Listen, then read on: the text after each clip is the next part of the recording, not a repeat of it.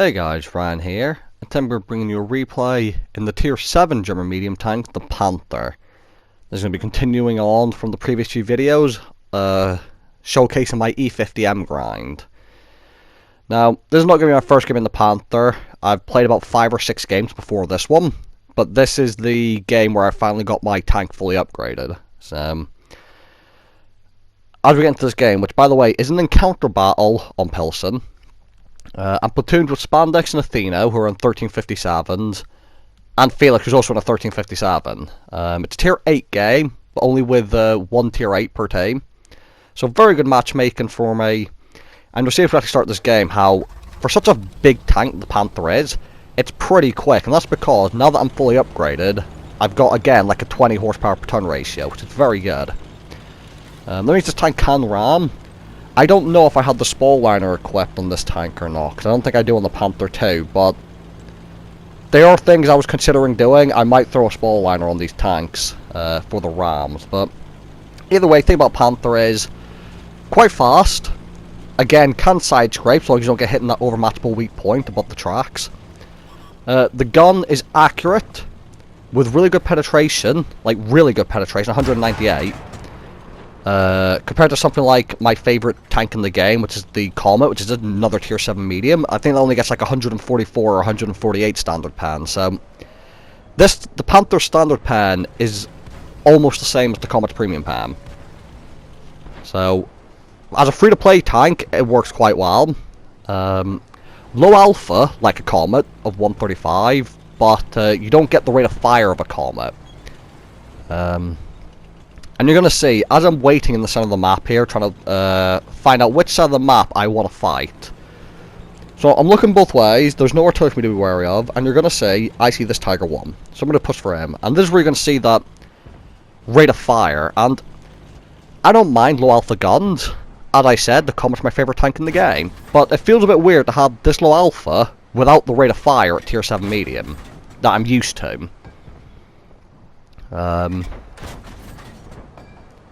But the accuracy and the penetration, really nice. Gun depression isn't the worst. The main issue with the tank is its size, really, more than no else.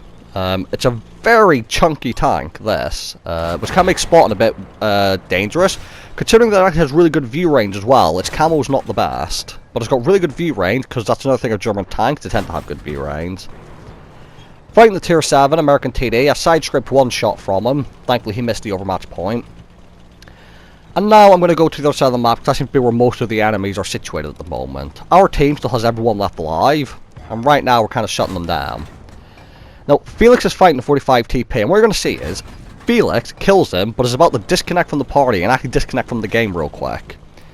You're going to see him, look at him, you're going to see him spinning around in a circle, because he's disconnected. I'm in a heavy tank, he's in the open in front of 2 enemy tanks, so I'm going to be a good teammate, and I'm going to help him out.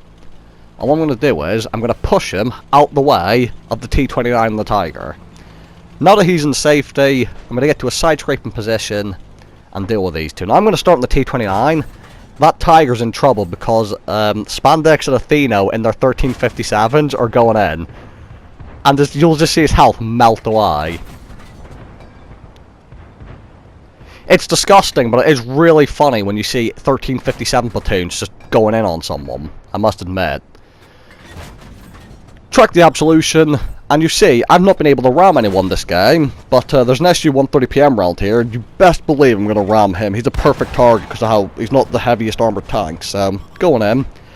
He does start backing up as I go in, which mitigates the damage, which is a bit of a shame, but I'm going to stop and get another run up. And I am actually going to ram kill him after putting another shot in. So that's a kamikaze medal for ram killing a higher tier tank, which is always nice. And now there's only a few enemies left to pick up. We've only lost one tank just now, the Jag Panther. Going to go for the Stormeel first. He's got the, by far, the most dangerous gun, really. I don't want to get slapped for 500 potential. Even if he doesn't have the 500 alpha gun, he's going to have a 300 alpha gun, which is still pretty beefy. One shot in, he's aiming at me, he changes his target, but I do pick up the kill anyway. And I'm going to see both light tanks. I'm going to try and pre-aim them. Although the accuracy is really good, the aim time is a little bit long. and the shovel isn't the best. Thankfully, the Lycan gets tracked, making it a nice easy shot. And then MT-52 is going to come around, I'm going to try and pre-aim it, miss the first shot. However, now that I've gotten accustomed to a speed, I'm going to nail the second one. And the Panther, it's not a bad tank. I always thought it'd be really bad, and the ace requirement for it is not that high, so people aren't playing too well in it. But overall, I would say it's not as bad as I was expecting it to be. Because I had the Craft Panther at one point, and I sold it because I thought it was shit. But the Tech Tree Panther, pretty decent. So 61,000 credits profit, 11,000 XP because obviously I'm using the silver boost, 3,000 damage with a high caliber, 267 assistance, 5 kills, was an ace tanker, and a kamikaze medal as stated for that ram kill in the higher tier tank. So, thank you guys for watching, hope you guys enjoyed the video, and I'll see you all in the next one.